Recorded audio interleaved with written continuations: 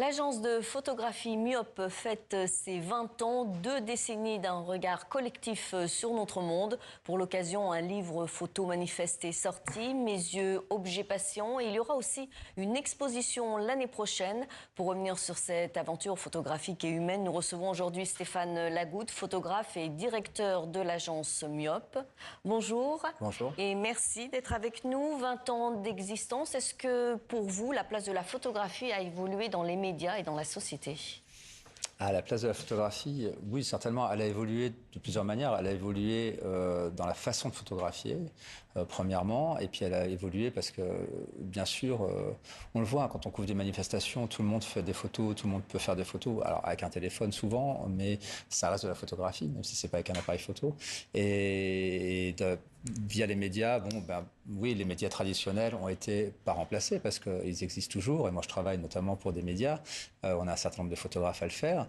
Mais l'information passe aussi par les réseaux sociaux, etc. Alors, c'est un autre type d'information, peut-être moins sourcée, mais en tout cas, d'une forme d'information directe qui est présente, bien sûr. Myope, c'est toujours revendiqué comme un collectif. Concrètement, qu'est-ce que cela veut dire dans le travail au quotidien? Dans le travail au quotidien, au sein de l'agence? Oui.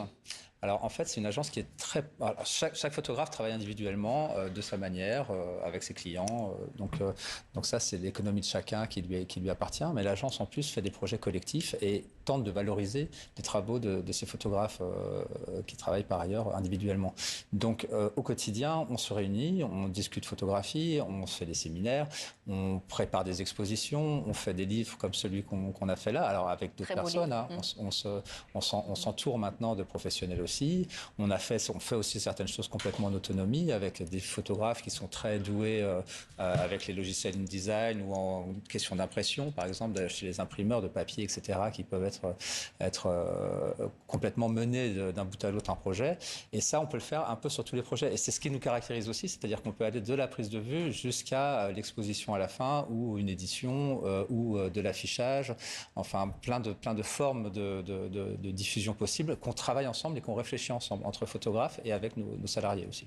Donc, votre manière de travailler, de photographier a changé depuis 2005? Alors, notre manière de photographier, elle est variée selon les photographes. Donc, on a des photographes qui sont très photojournalistes et qui travaillent vraiment sur du terrain de news, d'actualité forte, du terrain de guerre, etc. On a des photographes qui vont faire des sujets beaucoup moins régulièrement, mais peut-être un par an, un tous les 2 ans même, mais qui sont des travaux plus conceptuels, de réflexion sur l'image elle-même, sur la façon dont l'image peut se transformer. Et donc, de toute façon, déjà, rien qu'au sein même de l'agence, nous avons un panel très large de types de photographie. Donc elle a évolué en plus avec les années. Elle évolue aussi pour chacun. C'est-à-dire que comme on se nourrit des regards des uns des autres, un photographe qui est très photojournaliste va s'intéresser aussi à des questions, à des formes photographiques différentes et des tests sur le médium lui-même, en tout cas, de travail du médium. Alors vous dites qu'il n'y a pas de grands ni de petits sujets. Comment cela se traduit-il dans vos reportages? On voit une image, là, par exemple, d'Olivier Jobard derrière vous ou derrière nous. Alors, je ne sais pas quelle traversée c'est exactement. Olivier, sa spécialité depuis une vingtaine d'années, voire plus, c'est de faire des chemins, de traverser de faire des chemins, de suivre les migrants de leur point de départ jusqu'à leur point d'arrivée. Donc, il s'agit d'une embarcation, de gens qui sont là. Petit sujet, grand sujet, ça se mélange. C'est-à-dire qu'il y a les petites histoires, les histoires des individualités, des personnes elles-mêmes, et ça parle d'une grande histoire, d'une question de géopolitique internationale et de transformation du monde aussi. Alors, peut-être que la réponse à vous donner, c'est que les petits sujets parlent des grandes histoires, en quelque sorte. Alors, on le remarque, il y a peu de figures politiques photographiées. Ce qui vous intéresse, c'est plutôt le regard sur la société. Oui, alors ça, on peut parler par exemple des campagnes présidentielles ou des choses comme ça. Dans le livre, il y a quand même, elles sont marquées les campagnes, il y a 2017 et 2022, notamment parce qu'on avait suivi 2017, on a produit un livre qui s'appelle Politique paillettes en 2017. et qui se voulait justement un regard transgressif par rapport à ce que les politiques attendaient de nous. Alors, on n'est pas là pour faire la belle image du politique, on est là pour montrer les militants, la société autour, la marchandisation de la politique, la société spectacle, etc. Donc, ce sont ces sujets-là qui nous intéressent, ou être avec les gens au plus proche aussi, plutôt que de montrer des figures qui sont déjà très existantes. Alors, vos photographes ont couvert des terrains très différents, hein, vous nous l'avez dit. Alors, il y a les printemps arabes, l'Ukraine, les exilés tibétains, mais aussi la diagonale du vide en France. Quelle place tient encore la France dans le regard du collectif? Alors, la place, elle est... Enfin, on habite là, donc nous sommes curieux et nous allons voir ce qui se passe en bas de chez nous aussi. Aussi, un certain nombre de photographes ont des commandes de presse locales, donc on travaille en France dans ce sens-là, et des photographes s'intéressent. Par exemple, je pense à une communauté qui vit dans les Pyrénées en autonomie. Un photographe va s'intéresser à cette communauté-là. En fait, la France est accessible. C'est toujours un peu plus difficile de travailler à côté de chez soi parce qu'il faut se bouger. Ça nous impacte plus immédiatement dans notre quotidien à nous. Mais c'est l'intérêt aussi, c'est l'intérêt de ce métier.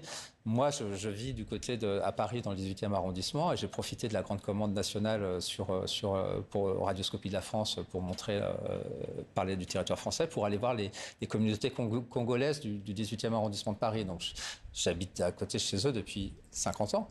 Et en fait, ça m'a permis d'aller découvrir, d'aller voir qui était l'autre. En fait, l'altérité nous intéresse et ne nous fait pas peur, mais nous nourrit en quelque sorte. Vous avez personnellement photographié des conflits, mais aussi, vous venez de nous le dire, hein, des scènes de vie intime. Quel genre de photographie vous bouleverse encore aujourd'hui? Ou le plus aujourd'hui? Toute forme de photographie. Alors, c'est une réponse un peu vaste, mais... en fait, c'est adapté aussi à ce dont elle parle. Moi, je suis touché depuis quelques années par ces photographies du rien, de petites scènes, d'une main qui touche une peau, de petites choses comme ça, qui parlent d'une intimité en quelque sorte, de petites choses du quotidien. Ça, c'est assez moderne comme photographie. Après, sur des conflits, ce seront d'autres types de photographies. Merci beaucoup Stéphane Nagout pour cet entretien. Notez que l'exposition Mes yeux, objets patients sera visible au Carré de Baudouin à Paris du 15 janvier au 28 mars. Merci pour votre présence. Et c'est ainsi que se referme ce journal. Merci pour votre fidélité à TV5 Monde.